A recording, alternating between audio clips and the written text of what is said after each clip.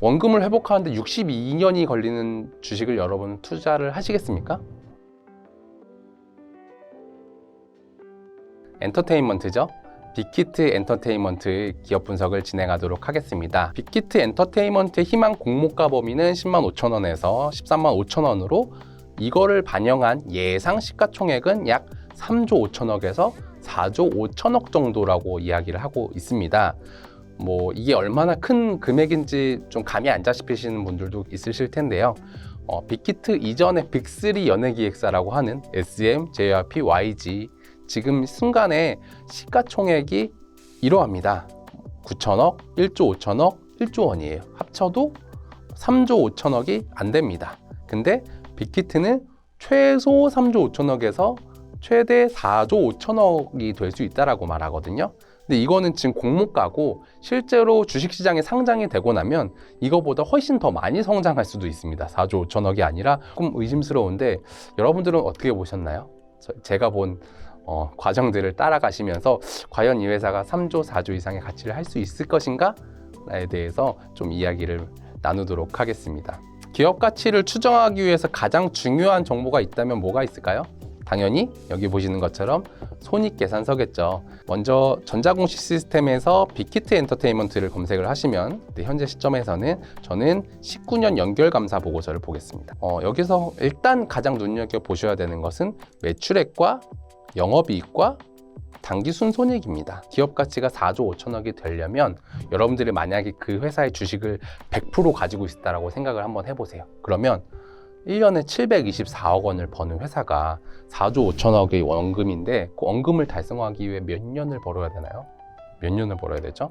나누면 62년이 됩니다. 그걸 이제 주식 용어로는 PER이 62배라고 하는데 원금을 회복하는데 62년이 걸리는 주식을 여러분 투자를 하시겠습니까? 기업 가치, 주식 가치라고 하는 거는 주로 미래의 가치, 미래의 실적을 기반으로 이제 추정을 하는 거기 때문에 지금 작년 실적으로 보면 62년이 될 수도 있는데 이 회사가 잘 나가고 있는데 앞으로 뭐 2배를 성장하면 30년이 될 수도 있는 거예요. 실제로 주식시장에서 엔터테인먼트의 PER은 주로 30배 내외에서 왔다 갔다 하는 경우가 많은데요. 6개월 손익보다 조금 줄었어요. 조금 줄었어요. 근데 사람들은 조금 줄어서 굉장히 환호하고 있습니다. 왜요? 지금 코로나의 영향 때문에 지금 빅히트 엔터테인먼트는 공연 수입이 없다시피 한데 실적이 거의 안 줄었습니다. 조금밖에 안 줄었어요. 그래서 이 회사 지금 굉장히 나쁘지 않은 상황이네? 라고 생각하실 수도 있을 것 같아요. 그래서 이런 상황이라면 지금 코로나가 끝나고 모든 게 정상화가 되면 우리가 생각했던 것만큼 2배 이상 성장할 수 있는 거 아니야? 라고 생각하실 수도 있죠. 6개월에 1,000억, 1년에 2,000억 벌 수 있다라고 생각을 할 수 있겠죠. 그러려면 조금 더 기업을 자세히 보는 것이 필요합니다. 이 기업의 어떤 자세한 특성들을 알고 싶으시면 이 증권신고서 안에 사업의 내용을 살펴보시면 굉장히 많은 정보들이 들어 있습니다. 도메인 조직의 수익은 결국 아티스트들의 인기에 종속되어 있는 관계라서 결국 도메인 조직보다는 레이블 조직이 어떻게 될지에 대한 좀 고민을 해야 되는데요.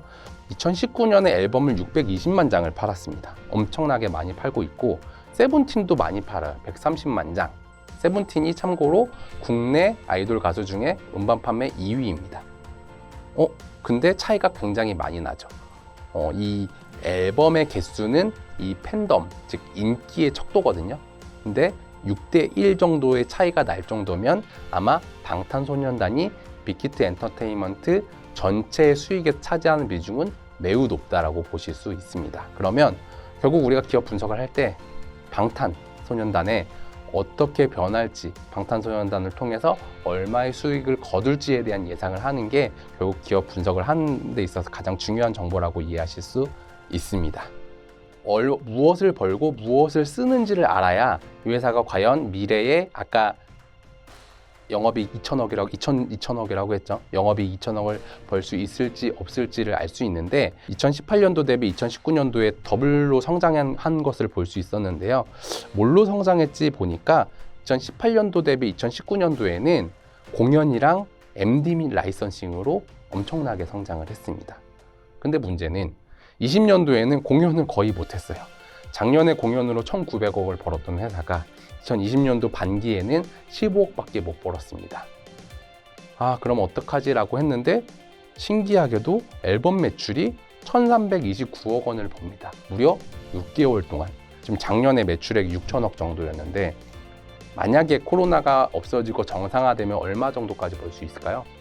한번 생각을 해보시면 지금 앨범 6개월 동안 1,300억 벌었으니까 1년치 하면은 대략 이 회사는 뭐 한 2천억에서 3천억 정도 벌 수 있겠죠. 그리고 공연은 2019년 정도의 추세 정도로 하면 2천억 정도 벌 수 있고, 또 인기가 늘어나니까 MD 및 라이선싱도 결국 나중에는 한 2천억 정도 벌 수도 있을 것 같아요. 그리고 콘텐츠나 기타도 뭐 계속 늘어난 추세인 걸로 봐서는 이거 두 개 합쳐서 역시 1,000억에서 1,500억 정도는 쉽게 벌 수 있을 것 같아요.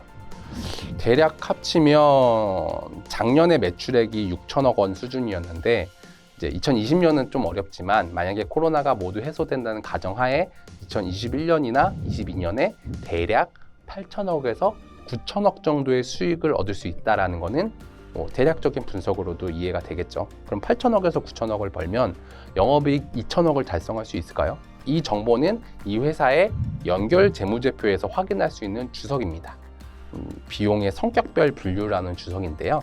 이거를 보면 이 비용들이, 회사의 비용들이 얼마가 어떻게 구성되어 있는지 확인할 수 있다고 제가 지난 수업을 통해서 말씀을 드렸습니다. 그럼 2019년과 2018년을 한번 비교를 해보십시오.